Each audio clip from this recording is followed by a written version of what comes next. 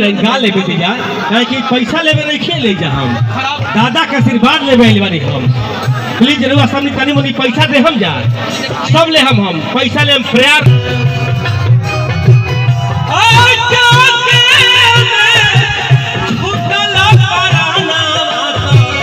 दादाजी सपाना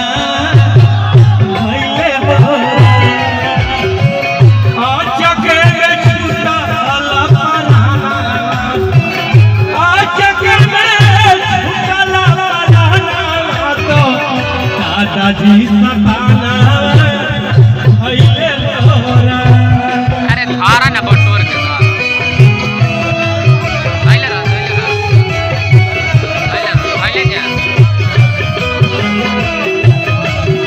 तारा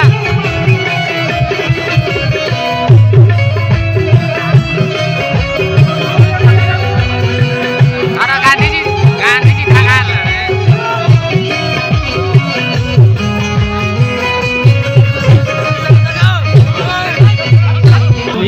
गोल लगे तनी एकदम पैसा दी जा कोनो बात के लेकिन हेलो अरे पैसा दी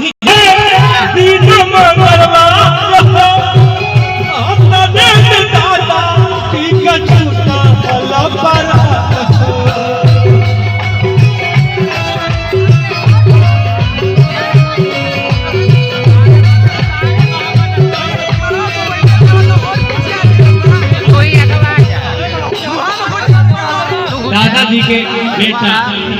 प्रमोद प्रेमी के पापा जी आ गए मेरी खड़ा उनका भारी रोवे